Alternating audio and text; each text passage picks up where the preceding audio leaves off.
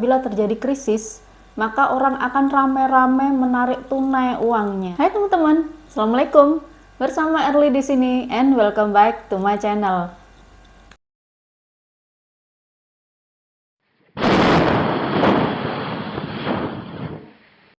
Nah teman-teman, di video kali ini kita akan bahas tentang uang plastik, uang kertas, dan uang digital atau CBDC.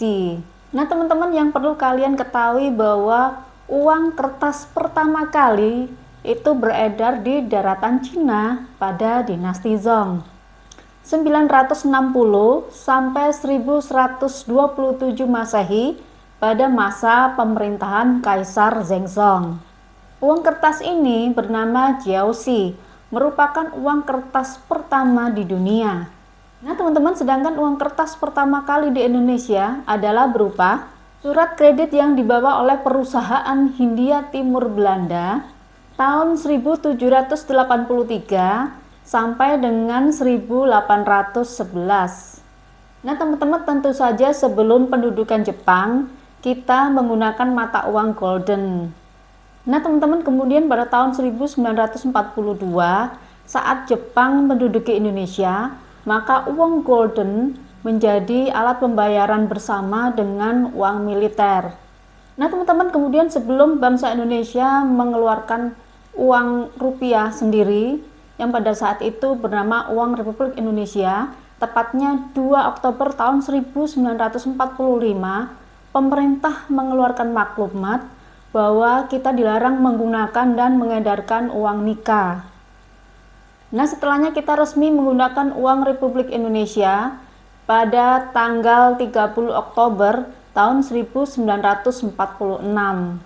Nah teman-teman, apabila kalian melihat atau menonton videoku sebelumnya tentang uang rupiah baru tahun emisi 2002, nah uang rupiah ini terbuat dari 100% serat non-kayu, yaitu kapas yang diolah sehingga memiliki nilai sekuritas yang tinggi. Nah tentu saja uang kertas ini tahan dilipat sampai 2500 kali karena kualitasnya yang sangat baik. Nah teman-teman, buat kalian yang belum nonton keistimewaan uang kertas tahun emisi 2022, kalian silahkan tonton di videoku sebelumnya. Nanti linknya akan aku taruh di deskripsi. Nah untuk ukurannya, seperti yang kalian ketahui bahwa di uang rupiah tahun emisi 2022 ada perbedaan di setiap nominalnya. Nah teman-teman, seperti yang kalian ketahui bahwa kita pernah memiliki uang plastik, yaitu uang plastik tahun emisi 1998 dan tahun 1999 yang sejak Desember tahun 2018 sudah tidak lagi digunakan sebagai alat pembayaran yang sah. Nah teman-teman, namanya aja uang plastik, pasti berbahan plastik atau polimer. Dan uang ini dikeluarkan pada tanggal 1 November tahun 1999. Merupakan uang 100.000 pertama dengan bahan polimer atau plastik dengan ukuran 151 kali 65 mm dengan pemilihan gambar Soekarno-Hatta. Nah teman-teman, yang perlu kalian ketahui kenapa pemilihan gambarnya berupa gambar presiden pertama kita yaitu Soekarno-Hatta. Hal itu merupakan penggambaran pasca krisis Indonesia pada tahun 1998. Nah teman-teman, mari kita simak bersama ilustrasi video tentang uang polimer, yaitu pecahan Rp100.000 tahun emisi 1998. Dan kemudian berlanjut dengan penggunaan uang Republik Indonesia. Mungkin yang kalian belum ketahui bahwa uang ini dicetak hingga mencapai 50 triliun.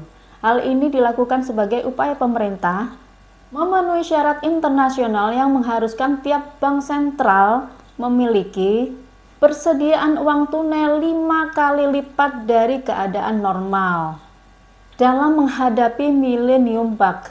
Apa sih sebenarnya Millennium Bug itu?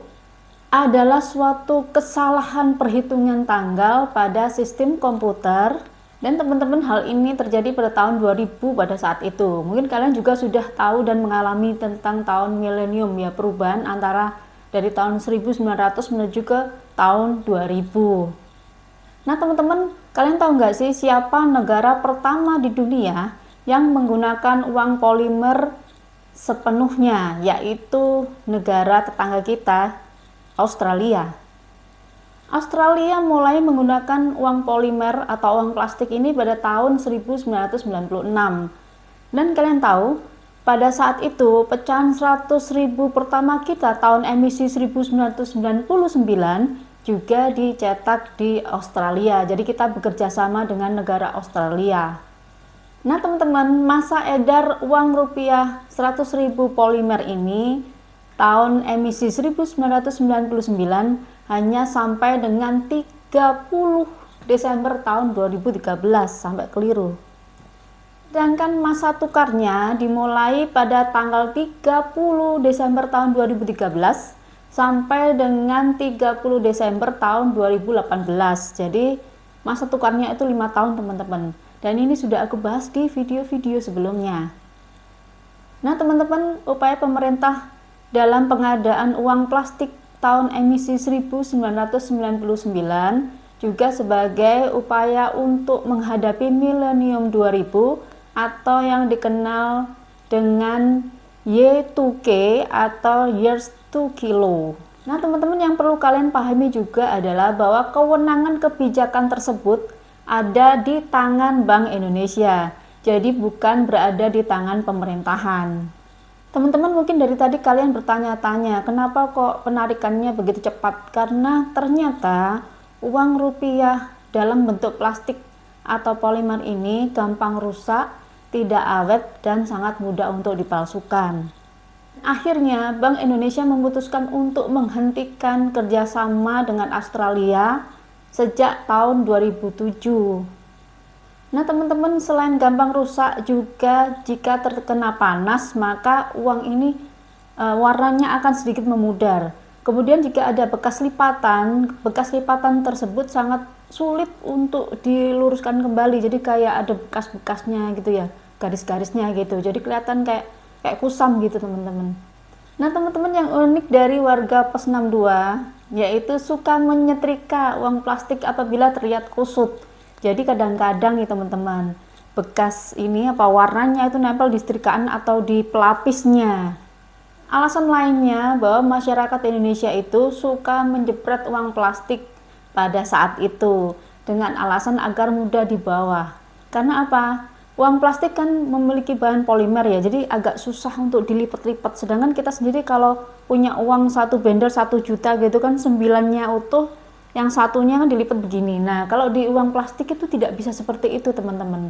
Jadi akhirnya orang tua kita dulu sukanya jepret pakai strapless gitu sih teman-teman. Alasan berikutnya adalah minimnya pengamanan. Apabila di uang kertas itu kita bisa melihat benang emas, namun bukan hasil dari cetakan, tapi ada di kertas itu sendiri, berbeda dengan uang plastik atau polimer. Nah teman-teman, alasan berikutnya adalah uang plastik itu mudah lengket. Jadi kesimpulannya, uang plastik itu lebih cocok bagi negara yang berhawa dingin daripada negara tropis seperti Indonesia.